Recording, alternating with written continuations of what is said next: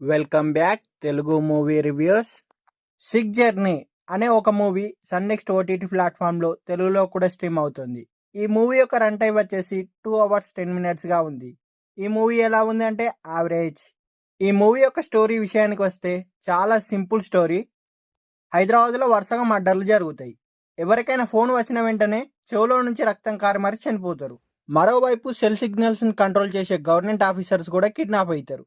సిటీలో ఉద్రిక్త పరిస్థితులు జరుగుతున్న వేళ ఒక గ్రూపు కొంతమంది ఫ్రెండ్స్ గోవా టూర్కి వెళ్దామని అనుకుంటారు. బయలుదేరుతారు కూడా. దారి మధ్యలో ఒక వ్యక్తి లిఫ్ట్ అడిగితే వీళ్ళు లిఫ్ట్ కూడా ఇస్తారు. అయితే ఆ జర్నీలో ఆ వ్యక్తిని చూడగానే ఆ ఆరుగురికి ఆ వ్యక్తిపై అనుమానం కలుగుతుంది.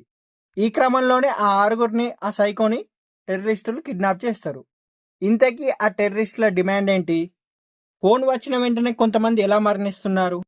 అసలు ఆ సైకో ఎవరు అనేది తెలియాలంటే మనం మూవీ చూడాల్సిందే. ఈ మూవీకి పాజిటివ్ పాయింట్ ఏంటంటే తీవ్రవాదం అంటే కేవలం తుపాకీ పట్టి చేసేది మాత్రమే కాదని, టెక్నాలజీ పరంగా వచ్చిన మార్పులకు అనుగుణంగా తీవ్రవాదం కూడా ఎలా కొత్త పుంతలు తొక్కుతుందనేది ఈ మూవీలో చూపించారు. ఇప్పటి వరకు మన టాలీవుడ్లో స్క్రీన్ మీద రాని కొత్త కథ చూపించారు డైరెక్టర్ గారు. స్క్రీన్ మీద చూపించడంలో మాత్రం కొంచెం తడబడ్డారు. సినిమా ఆరంభం నుంచి చాలా ఇంట్రెస్ట్ని క్రియేట్ చేస్తుంది. సెల్ ఫోన్ సిగ్నల్ ద్వారా మర్డర్ చేయడం అనేది కొత్త కాన్సెప్ట్ లాగా అనిపిస్తుంది.